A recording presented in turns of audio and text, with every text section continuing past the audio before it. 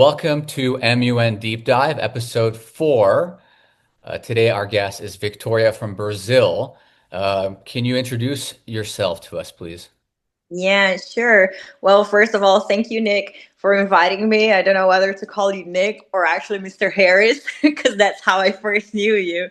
Um, my name is Victoria, as mentioned before. I'm Brazilian. I lived in a few countries around the world, and I was a student with Mr. Harris. And at that time, I was doing the IB program, and I was doing MUN. I was in student council. He was also my soccer coach, which was really nice. So, and currently I work within policy. I work with local municipal policy, and I'm an executive secretary for a political party here in Brazil in my state. And I am also a law student. So Yeah, so those high school years with me, that was 14, 13, yeah, a while ago, almost a yeah, a while decade and a ago. half. And Yeah. I think in your case, what's really interesting is there is definitely a very direct path of MUN to politics. So, can you maybe, I think that would be an interesting spot to start off with, is sort of your involvement with politics, and did MUN have a role in that? All right. Well, I always was this kind of outspoken person with very strong opinions, and I always enjoyed debating. I always enjoyed um, making people think, right? So, like, if you have an opinion, defend it and explain why you think this way. And if you disagree with me, let's talk about it. Yeah, that's fine. Like, everyone is entitled to their own opinion. I'm not saying that I'm the owner of the truth or whatever it is, but it's just like, let's talk about it. So um, I was in high school and I was in the debating class, speech and debate, I believe it was, or theater, something like that. And I got to, I already had a brief experience with MUN while I lived in Sri Lanka, but then I got to Bahrain, and there was an actual MUN group. So I got really interested in it and I got into it. And we did some amazing things. And MUN really taught me how to debate better, how to speak in public better, how to expose my thoughts and my ideas, how to defend whatever it is that I believe in. And discuss these topics, because they were never really easy topics. I remember once we talked about the Croatian Yugoslavia, that whole mess that happened over there, the genocide, and so on and so forth. And it really puts you in touch with real life problems around the world, and it makes you debate better, it makes you express yourself better, and also gives you a real feel what the real world is like. So it was really a great way for me to learn more and to improve myself. And one thing that I'm really grateful for that whole experience is mostly that I got a scholarship to go to university in the Netherlands, and it was a 50% scholarship. So I still had to pay 50%, but that was the 50% I could pay for. Thank goodness. Thank that. And a lot of the reason why I got this scholarship was because of MUN, because I was so involved in it. And not just MUN, but not just the group of MUN in school, but also the MUN conferences that happens in other schools and so on and so forth.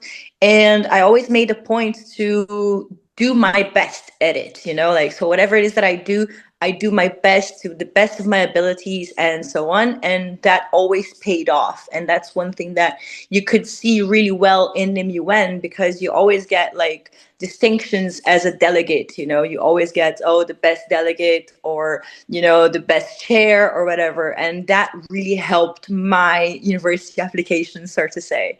So it was definitely a really, really good experience, and I'm so grateful for having had so many great teachers, such as yourself, actually, guiding me through all that journey and being a part of this story, you know. I think that's an interesting part about the sort of European circuit versus the rest of the world. I know in the European circuit, a lot of the MUN conferences, um, recently they've been giving more awards, but back then they weren't as awards based. Do you feel like kind of that competitiveness of MUN is also what kind of pushes delegates to get to that next level? I think it's not so much competitiveness, but it's a lot of the aspect of like, let's all get better together.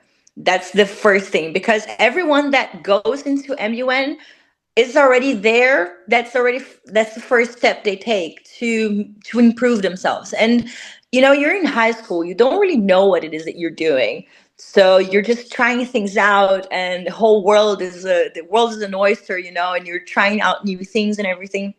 And a lot of times it's just like, well, I don't know how to do this. How do I do this? I remember the first time that I went to an MUN conference, and it was the Bahrain wide conference. It was kind of sponsored by the Rotary Club.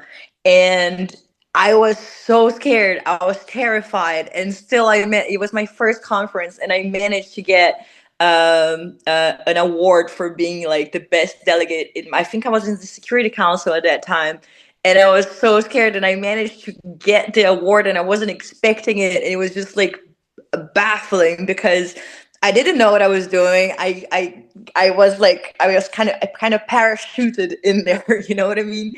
And it just worked out, you know. Mhm. A lot of it is because, yes, I do have a natural tendency to be outspoken and to, stand by whatever it is that I do decide to, let's say, hug or like get for myself. But it's also because everyone was so supportive, like, no, just do it this way.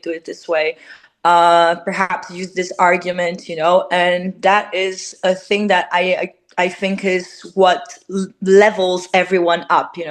You might not be the best, but if you're among the best, you don't always need to be at the top. But if you're among good people, that's when you know that you're gonna level up. So that comes down to it. That's what it Yeah, comes down to. I love I think a lot about MUN as community. It's funny because I've probably, I've run 25. Actually, if it was being, if you include the smaller conferences, I've probably run 40 conferences. And that's something I always say at the end is like, thank you guys for coming on a Saturday, right? You could have Yeah, just hung out by the pool, right? You could have done all these other things, but you kind of get these like-minded kind of nerds, right? yeah, That want to do like global issues and they want to discuss things and debate things that kind of organically you end up getting this super team. And yeah, I've seen throughout the years those connections being formed, especially inter-school. I found to yeah, be the most valuable because within your school you'll find your people, but from school to school it's very hard to meet, and especially in the international circuit. But I've noticed that's so especially nowadays with social media and stuff. Because when we were doing yeah, MUN, it was what 2011, 12. I mean, yeah, there was yeah. social media, but it wasn't as I It think wasn't as prevalent. widespread. It Yeah, was and still, I think some also, people are still doing emails back then. yeah, Like, yeah, what's your email address? Which is, I've yeah, never heard any student ask another student that. Yeah, I think in the last 5 years. yeah. Yeah. And one thing that I like, touching on that, like inter-school friendships and so on, it's different from the sports aspect of it. Because with the sports side of it, you just get all these people that are really proud and everything. They want to beat the other team, they want to make fun of the other kids and so on. But in MUN, it's not. With MUN, you're like, oh, you're good. I want to stick by you. I want to keep in touch with you so we can do more of these things, and it really just levels you up. Like everybody across the board just becomes better because of these connections, and there's not as much competitiveness as you have in sports, which Mhm. is a positive thing. Like I do think that sports and academics work together, Mhm. but at the end of the day, on the aspect of like academic wise, MUN is definitely the best. So you're juggling many things, right? You're involved with politics, you're working full time, and currently you're also going to law school. Yes. Do you feel like the skill sets you've acquired throughout the years, like, Do you see a connection with what you did in MUN to what you do now at work or what you now do in law school? Yes, definitely. As I said, first of all, I am a political science and anthropology major. I graduated from Utrecht University in the Netherlands. So I always had this in me to work within the political field. I've been a candidate here in Brazil twice already for the city council in my hometown. And uh, the skill sets that I learned through MUN have definitely helped me not only to get into university, but also in a professional side. Because, like, as I said, I work with policy. We're constantly learning and trying to make things better for, the local population. So sometimes you would come across points that you don't agree with a policy that's being proposed, or you propose a policy that another person does not agree with, and you need to sit down, you need to discuss it, you need to talk about it, you need to kind of convince them that that is the best way to go forward. And the thing that MUN taught me is one thing that really helps me nowadays, like a tangible thing, is to use data. Like, you use data to prove your point, you use data to show that, like, oh, look, this can actually work here. Oh, but it's been done in another side of the world. Yeah, it has been done in another side of the world, which is very similar to our situation right now, and it worked there for them, so why not apply this here? So, and that is a very useful thing to know, and the more experience you get with it, the better you get at it. So, and that I definitely grant that completely to MUN.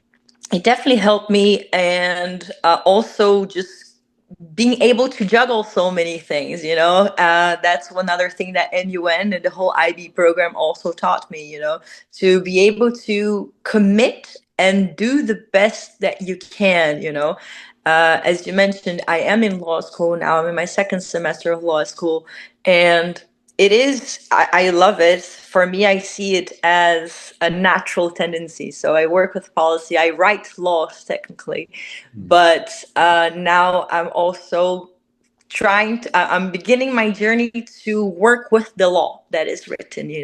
So for me, I see it as a natural progress in life. So, and I'm really loving it, because we get to I'm 30, I'm turning 32, and you're just so much more aware of what is important, what it is, like, you can discard information, and just focus on what is important. You know what needs to be done, you know where you want to go, and that makes everything so much easier. So it's really nice. If I can give a piece of advice to anybody out there, is just like, well, you know what? If you really are interested in a subject, go back to university. It's actually pretty cool. It's really nice, and also be surrounded by young people gives you a whole kind of different energy that's really interesting to see.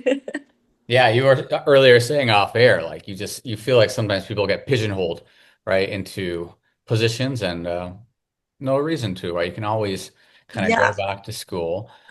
Yeah, I think what the last point I want to touch upon with you is, we live in an interesting age where I feel like we saw in the 2010s, 2000s increase of globalism, and now kind of the pendulum is swinging the other way. And yeah, when I see your background, and until you actually mentioned it 20 minutes ago, I forgot you were in Sri Lanka before yeah, Bahrain. But you're from neither yeah, country, right? You're a yeah, so-called TCK, yeah. and you had a teacher like me who was born in Japan with a so like we are very much the opposite of that. So, do you feel like your sort of globalist background has been, does that sort of impact the way you look at your career and, the way you look at what you do in life in general? I think so, because one thing that being a TCK has taught me is that we tend to not be as, how can I put it? We tend to be more malleable with things. So you always try to understand, like, even though you might disagree with somebody, you always try to understand their point of view. Yeah. So you don't only look at it, oh, he doesn't know better or whatever. No, you try to understand what are the reasons that make a person think this way. What cultural aspects, what is this person's background, in order to understand it. And the moment that you do this kind of exercise, you become more understanding as a person, but you also have more tolerance. And that's one thing that I see nowadays that is really lacking around the world. Everyone has an opinion about everything, but at the same time, we're all different. And we don't take a step back and just be like, okay, take a chill pill. Let's think about this rationally. We cannot really judge another person. And exactly as you said, in this globalized world where everything is online, and everyone has an opinion about something and is so outspoken about it and so judgmental over things, it's it's a ticking time bomb, really. And if we don't take a step back and be like, okay, let's analyze this critically. Okay, why do you think this? Why do you have this idea? Why do you think this way? This is really an issue, and we've been seeing the increase in this problem as of late, and that goes through all aspects, from economics, politics, religion, everything. So and that's the biggest thing that being a TCK has taught me, just relax. Not There isn't a right or a wrong. There Mm. is just different degrees of opinions, and all of these opinions can be justified. You know, it's just it's a way for you to look at the world and to look at things and try to improve it in general. For everybody. Yeah. But if we don't stop to think about it, that does become a problem. Yeah, I totally agree that just having empathy, right, of why, and Yeah. maybe that's where having that exposure is just so helpful, right? That understanding the framework of like people's mindset is, and I see this a lot with politics everywhere, but the people sometimes think like other people are evil. It's Yeah. just kind of like almost no framework is based on that, right? The framework's usually based on whatever ideology, and yeah, as you said, to understand that first is kind of the first step to getting to at least a compromise, as opposed to just us versus them. And Yeah, that's exactly. it. It's kind of like what you said with the sports versus MUN, right? It's almost like, are we going to win? Or are we going to lose? And that's just such a toxic mindset to approach Yeah, people you're going to live with. But on exactly.